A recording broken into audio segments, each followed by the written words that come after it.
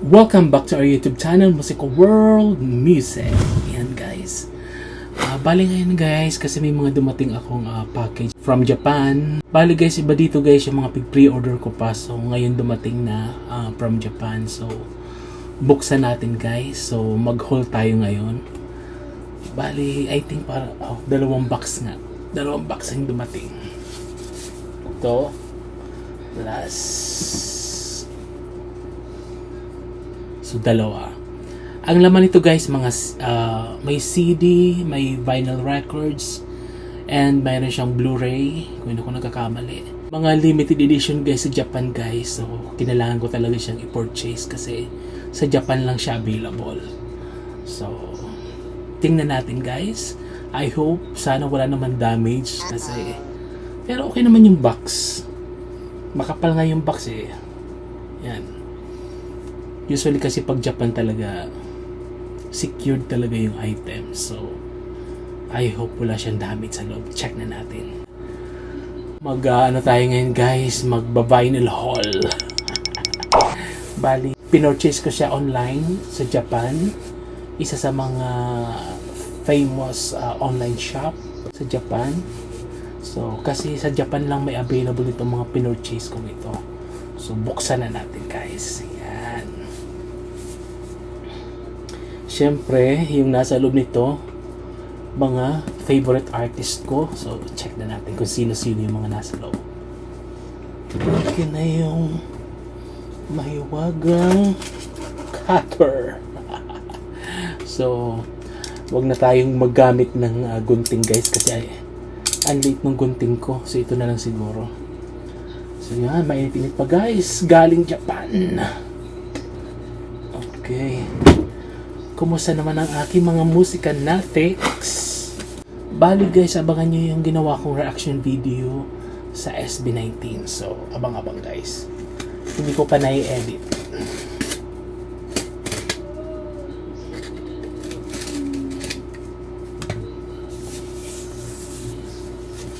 Nakalagay pang fragile. Pag ang Japan talaga nag-ship ng mga item talagang sinisigurado talaga nilang safe talaga yung mga item sa loob na marireceive ng kanilang mga customers. So, inaasahan ko talaga guys na walang damage ni isa dito.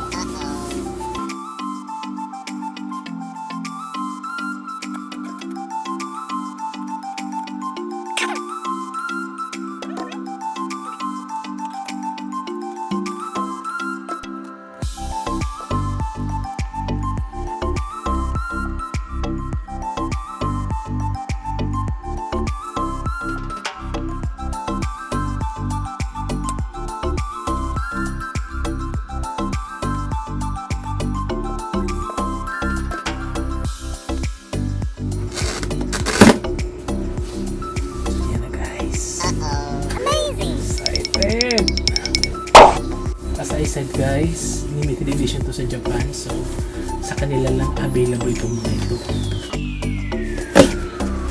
Oops.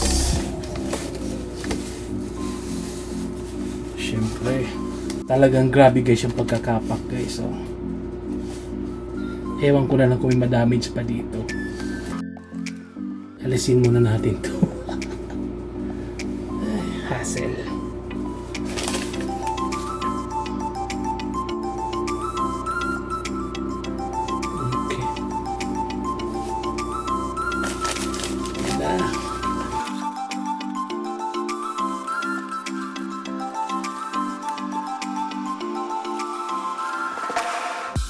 Ang unang item guys na makukuha natin ay from, sabi ko guys yung mga favorite artist ko to ha. So yan, Bon Jovi. Yan. Ito guys ay box set.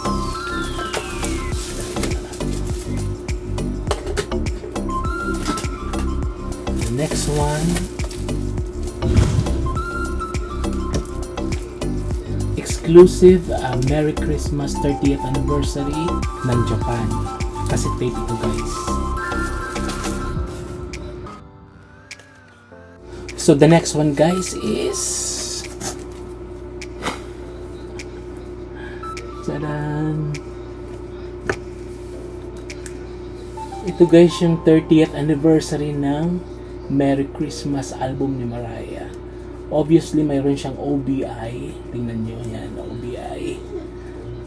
Ito ay exclusive sa Japan. Yan, literal na meron siyang OBI. Yan. Okay, ano ko ba ang mga nandito? Sabi muna natin. The next one is yan. Ito naman guys, another picture vinyl pressed exclusive sa Japan. Yan, with the OBI. Wow. 30th anniversary ng Merry Christmas album ni Mariah. Kasi gusto ko talagang kumpletuhin guys yung collection ko ng 30th anniversary ni Mariah. Di ba sabi ko sa inyo dati? So, ngayon dumating na yung iba. Nauna na yan yung nasa taas. Yan yung parang box set ni Mariah. So, the next one is itong isa naka-separate box siya. Oh. Okay, buksan natin. Tabi muna natin ito.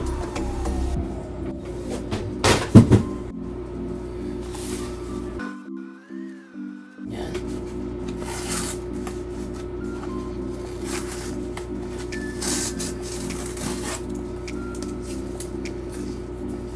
Yan, may din pa galing Japan.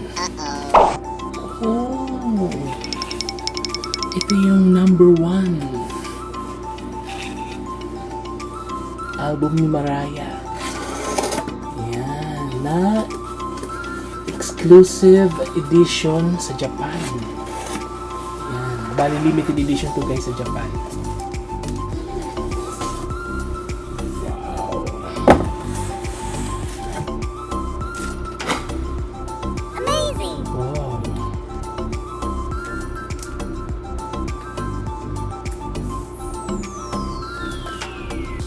Yan guys yung OBI. Ano ba to? Gatefold? Parang gatefold siya. Gatefold ba to? Hindi siya gatefold. Ayan yung OBI. Ayan. Itong video ito guys para sa mga avid fans ni Mariah. Ayan ang ating mga lambili. So ito guys ay exclusive released sa Japan. Yan, katunayan OBI. Close up. Wala dito guys yung do you know where you're going to? Kasi ang alam ko nung nirelease ito sa Japan way back sa CD, mayroon siya guys bonus track. Yung Do You Know Where You're Going To na ni-remake ni Mariah from Diana Ross. Yung song ni Diana Ross. From Mahogany, yung film niya before. Ni-remake ni Mariah, isinama niya dito as a bonus track. Pero wala dito sa Japan itong exclusive release nilang ito. Wala. Ayan, may naka-print Japan, di ba? Ayan. Blur. Yeah.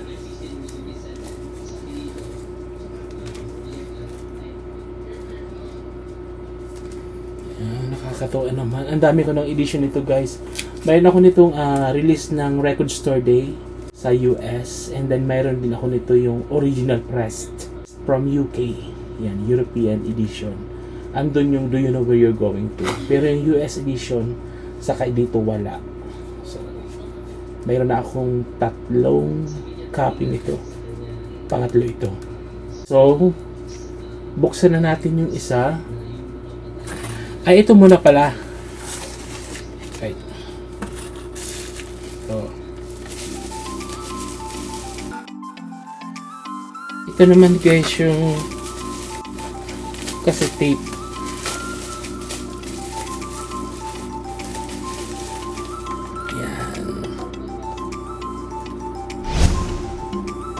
Nakalagay dyan Hindi ko mabasa guys kasi Japanese, di ba? Ayan. Yung promotional sticker niya. Hype sticker. Ayan. Merry Christmas. All I want for Christmas is you.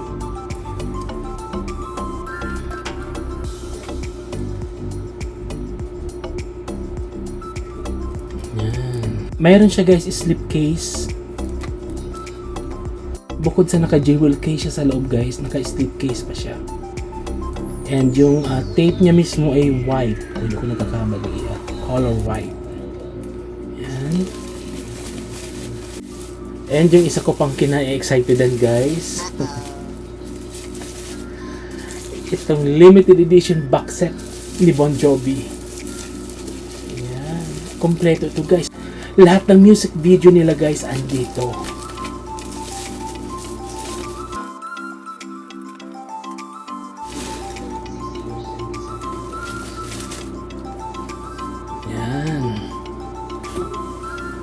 Yan, may OBI. Yan, as usual, meron siyang OBI. From Japan. Back set ito guys. Back. Yan, ang dami. Siksik diglig guys sa sa checklist. How many discs ba ito guys? Tingnan natin. Pero ito yung spine. Yan, back set. Yan.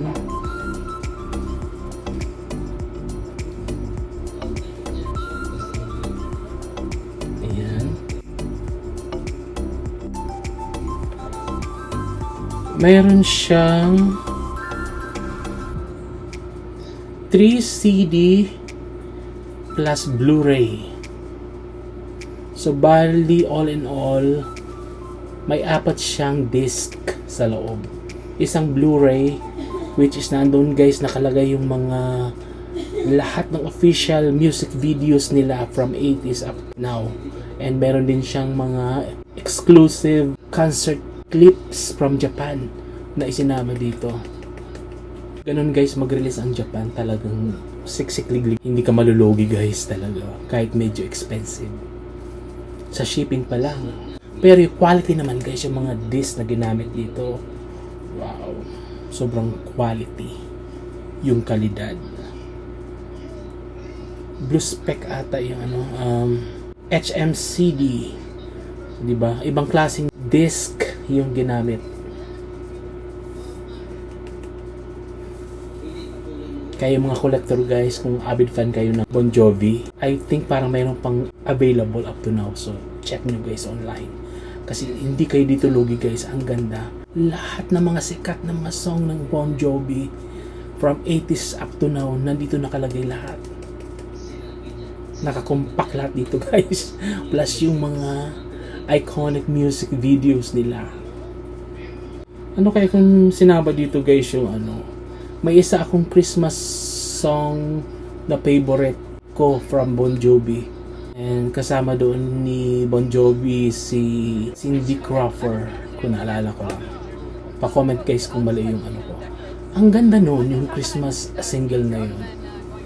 And hindi ko alam kung nag-release pa talaga ang Bon Jovi ng Christmas album. Pa-comment nga guys kasi alam ko single lang yun eh.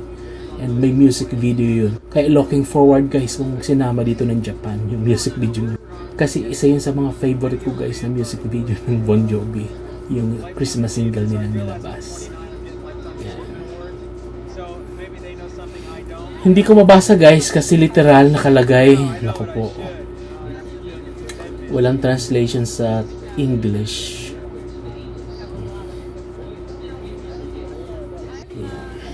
All-time best 1984-2024 Bon Jovi. Yeah. So, punta na tayo sa second box. Naku, ano kayo naman ito? Kasi minsan nakakalimutan ko na guys kung anong mga nasa loob.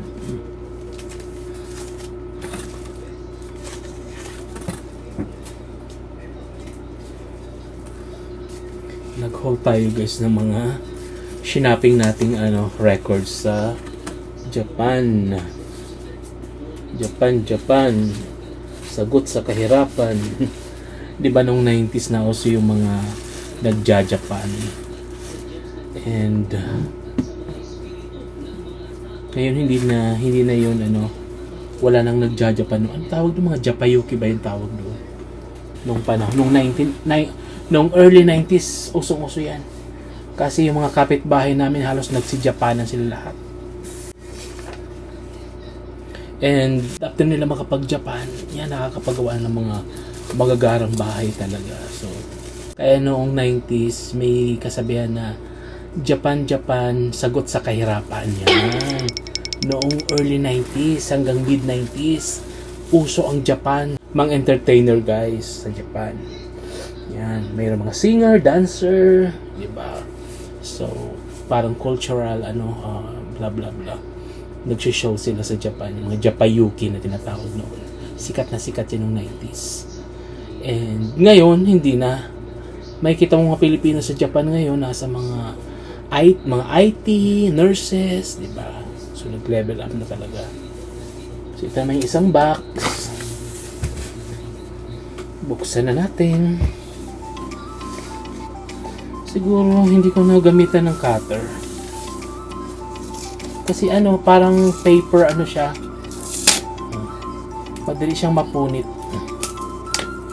Pero, nahihirapan ata ako. So, gamitin ulit natin ito. Ano kayong nasa loob nito?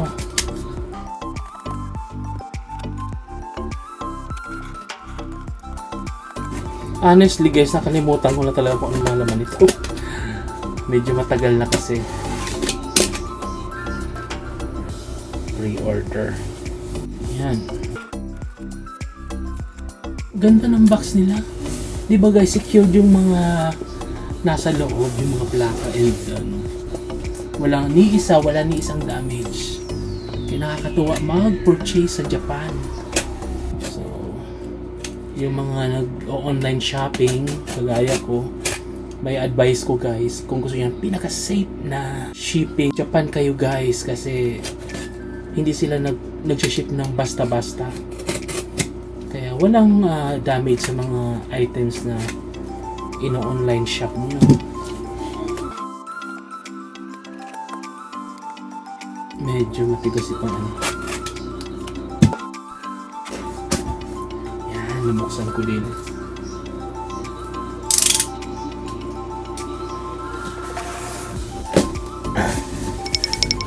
Buksan na yan.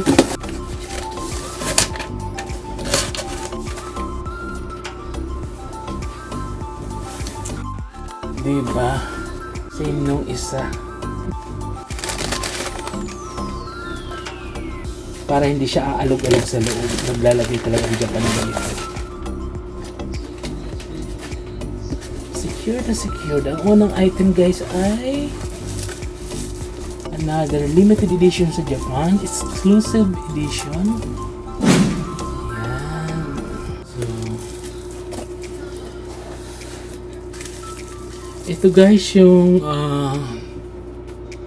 hindi ito plaka guys. Napansin nyo guys, kasay siya ng 7-inch vinyl record. Yan. So, malaki siya.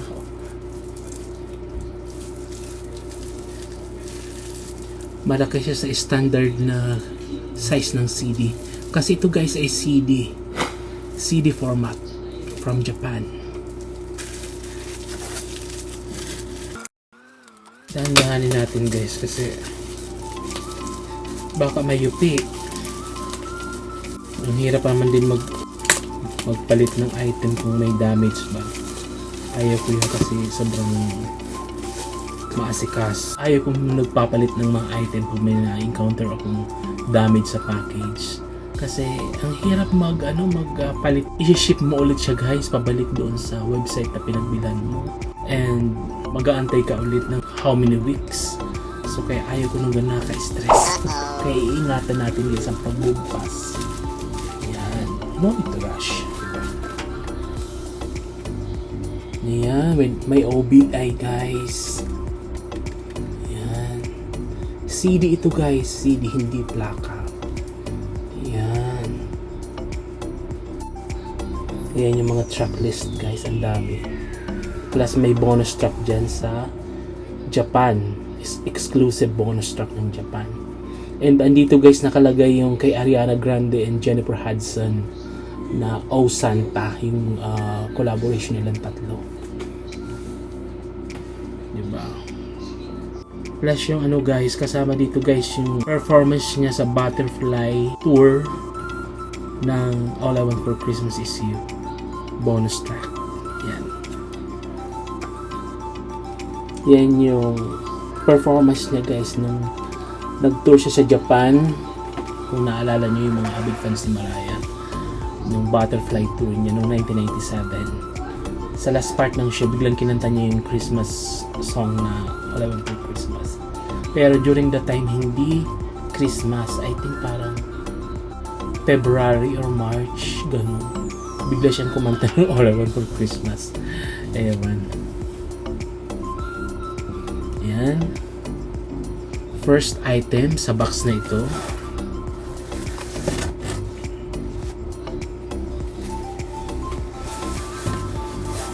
Okay. Another box. Double box. So, di ba talaga hindi ba na-damage? Kasi naka-double box. Yan ang maganda. Diba? Medyo mabigat.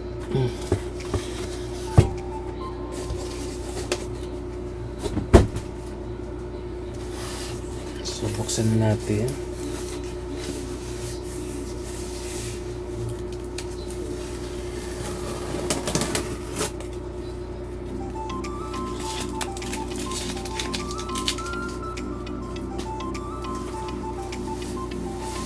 Wow! Amazing! Yan, nakikita ko na naman guys yung OBI. Diba? Puro may mga nakalagay na OBI. Kasi nga, from Japan. Para mas naiintindihan nila guys yung mga nakasaad sa album. Ganon ang Japan. Ang sexy ni Mariah dito. Ito guys yung 25th anniversary ng Rainbow. Hindi ako nagkakamali. Edition naman ito ng Japan. Diba? Yan. OBI. Yan. Tapos ito guys, exclusive picture disc vinyl ng kanyang 30th anniversary ng Rainbow. Yan. Ganda. Asa kayo yung original press ko nito? Hanapin ko guys, i-display ko dyan sa ating sa ating background. So yan. Ang daming guys, unreleased tracks. Diba? Ayan I think kasama dito guys yung collaboration with Westlife, Against All Odds, kung naalala nyo.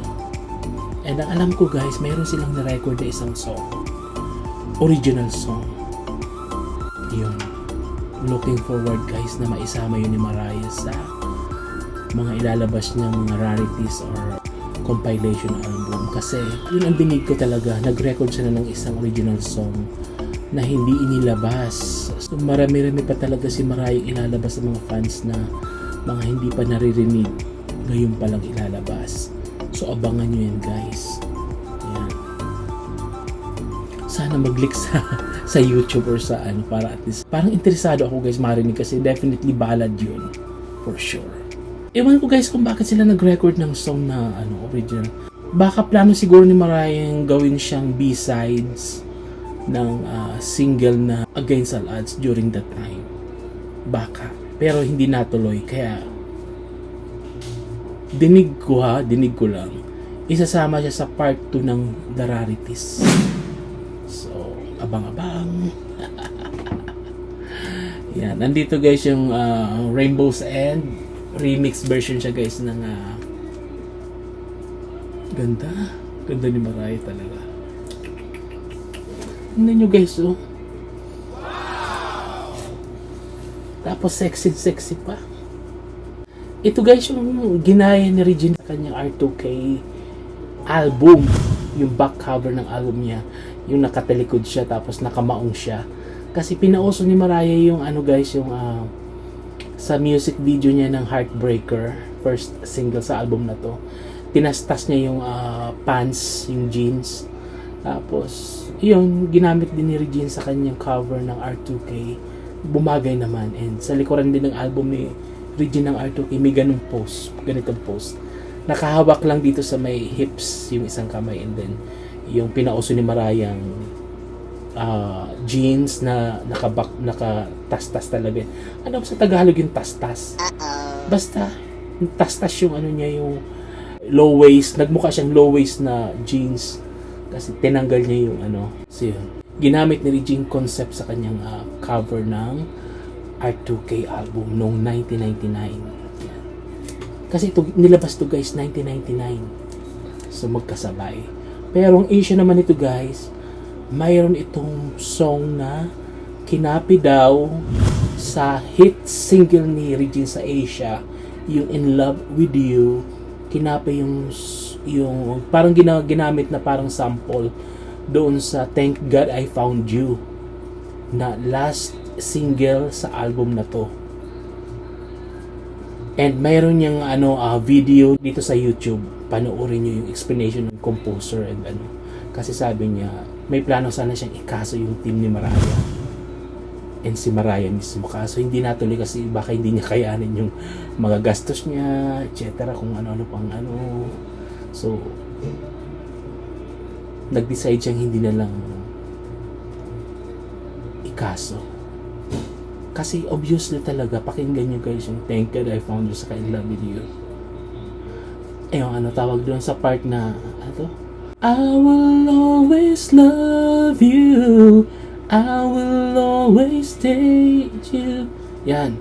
Thank God I found you, I was lost without you. Diba? Yung parang magkatunog talaga. So parang ginamit talaga ni Mariah sa song na Thank God I Found You, In Love With You, with Jackie Chun. I will always love you, I will always stay with you. There's no one who love you like I do. Diba? Thank God I found you. Yeah. Diba? Panoorin nyo na lang dito guys, kasi andito yun sa YouTube, yung mini vlogs nung producer. May kasama siyang Chinese na nagdi-discuss about dun sa issue yun, na kinapi daw ni Mariah yung From In Love With You to Thank God I Found You ni Mariah. Namunti ka ng ikaso si Mariah. I-explore nyo na lang guys, kayo nang bahala dyan. I-search sa YouTube or sa Facebook, parang naandun nakalagay yung video niyo. So yan. Again, ang dami nitong tracks compare doon sa first press. Kasi ito guys ay 25th anniversary edition.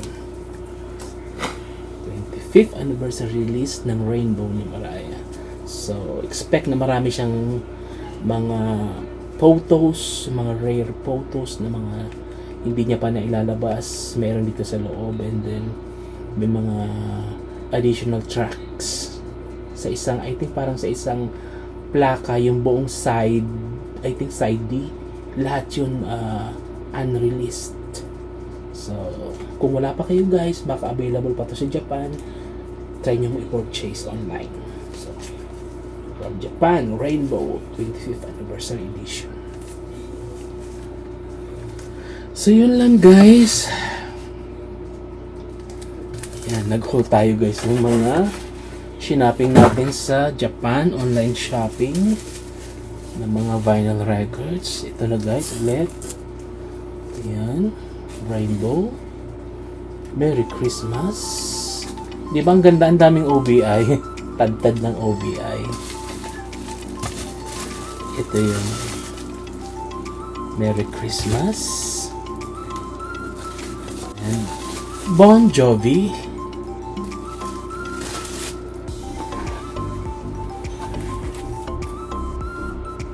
Merry Christmas. Picture disc.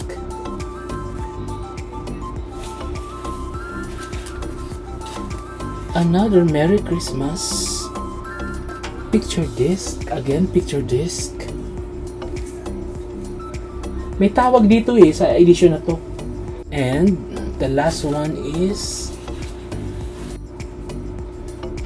Mariah first album. Ito guys yung mga nag-number 1 niya sa Billboard US chart. Yan. Pero ngayon, nadagdagan na, mayroon na si Mariah 19 number 1 singles sa US Billboard chart. So, ganun kasikat si Mariah talaga, diba? Major artist.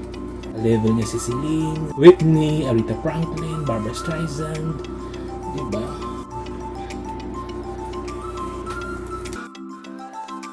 Sa next time guys, magbubukas tayo ng mga ganito.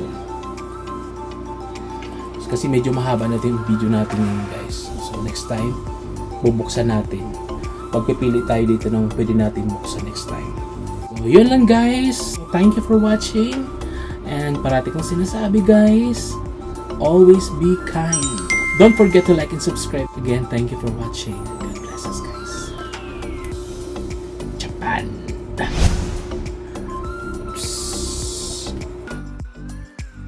Thank God I found you. I was lost without you. I will always love you. I will always take you. There's no one who love you like I do. Come to me now.